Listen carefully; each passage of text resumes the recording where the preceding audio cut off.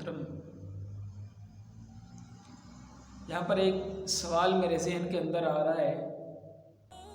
ہر ایک تیسرا بندہ، چوتھا بندہ، ہر اکثر فرد یہی شکایت آتی ہے کہ ہمارے گھر کے اندر لڑائی جھگڑا ہے، رزق کی بڑی کمی ہے، ہم 30,000 روپے مہینے کا کماتے ہیں اور 5 بندے کمانے والے ہیں اور فلاں ایسے معاملات چل رہے ہیں، لیکن پھر بھی ہمارا جو مہینے کا خرچ ہے وہ ہمارے اخراجات سے بڑھ جاتا ہے اور ہمارے جو پیسے ہیں وہ اخراجات وغیرہ سے کم ہو جاتے ہیں، اخراجات بڑھ جاتے ہیں۔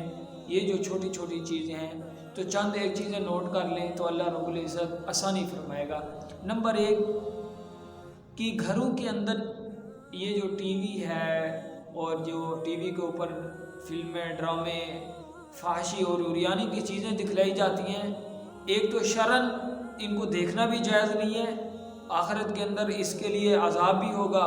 وَمِنَ النَّاسِ مَن يَشْتَرِي لَهْوَ الْحَدِيثِ کے اندر یہ چیزیں داخل ہوتی ہیں اور قیامت والے دن اس کے بارے میں پوچھا جائے گا۔ آنکھوں سے زنا کرنا اور کانوں سے گندی چیزیں، گانے وغیرہ سننا اور آنکھوں سے فحاشی عریانی کی چیزیں دیکھنا، قیامت والے دن بھی پوچھا جائے گا۔ لیکن دنیا کے اندر بھی یہ ہوتا ہے کہ کیا اس کا رزق کم کر دیا جاتا ہے اس نحوست کی وجہ سے۔ اور دوسرا، گھر کے اکثر جو عورتیں ہوتی ہیں وہ بے پردہ ہوتی ہیں، اس کی وجہ سے بھی معاملات اٹھتے ہیں اور رزق کی کمی ہوتی ہے اور گھر کے اندر لڑائی جھگڑا افراتفری مچ جاتی ہے۔ اور نمبر 3 کہ ہمارے گھروں کے اندر قرآن مجید کی تلاوت نہیں ہو رہی، قرآن مجید کی تلاوتیں کم ہو گئی۔ پہلے سننے میں آتا تھا کہ گھر کے جو بڑے افراد ہوتے تھے وہ اٹھتے تھے اور ان چھوٹوں کو جگا کر ان سے قرآن مجید پڑھایا کرتے تھے اور گھر کے اندر سارے ایک کا اپنا قرآن مجید قاعدہ سپارہ، قرآن مجید ہر ایک کے اپنے ہوتے تھے۔ لیکن آج چیزیں یہ کم ہو گئی، اس چیز کی بڑی ضرورت ہے ہمارے گھروں کے اندر۔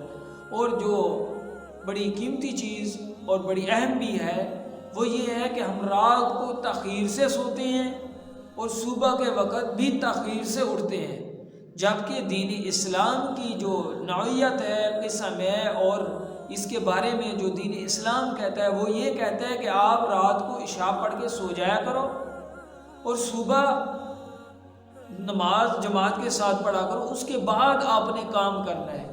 یا ماشاءاللہ ہمارے گھروں کے اندر ہو کیا رہا ہے، رات کو 1-2 بجے تک جاگتے رہتے ہیں اور صبح کے وقت نہ نماز ہوتی ہے، نہ قرآن مجید ہوتا ہے، نہ اللہ کے رسول کا نام ہوتا ہے، نہ کوئی چیزیں ہوتی ہیں دینی، کوئی معمولات نہیں ہوتے، اور 10 بجے ماشاءاللہ دفتر جا رہے ہیں اور 12 بجے 12:30 بجے دکان کھل رہی ہے۔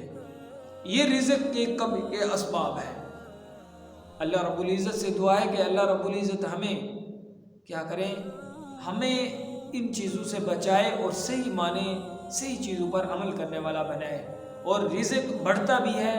حضرت محمد رسول اللہ صلی اللہ علیہ وسلم نے ارشاد فرمایا، آپ مغرب کی نماز کے بعد سورۃ واقعہ پڑھا کرو، آپ پر کبھی فاقہ نہیں آئے گا، آپ رزق کی وجہ سے پریشان نہیں ہوں گے۔ اس کی بھی ہمیں کثرت کرنی چاہیے۔ اور لیکن ہمیں یہ چیزیں نہ کوئی بتلاتا ہے، نہ ہم خود عمل کرتے ہیں۔ اور بھی ایک اسباب ہے جو بڑا اہم بھی ہے اور ہمیں اس چیز کی روکنے کی بھی ضرورت ہے۔ گناہوں کی وجہ سے بھی رزق کم ہو جاتا ہے، گناہوں کی وجہ سے رزق کم ہو جاتا ہے اور ہر ایک گناہوں کے اندر لگے ہوئے ہیں۔ گانے سننا کسی کے ہاں گناہ ہے ہی نہیں، داڑھی کٹوانا کسی کے ہاں گناہ ہے ہی نہیں، اور اسی طرح دوسرے کے مال کو کھانا گناہ ہے ہی نہیں۔ گناہ کی وجہ سے بھی رزق کم ہو جاتا ہے۔ اللہ رب العزت ہمیں دین کی سمجھ عطا فرمائے۔ ما علینا الا البلاغ۔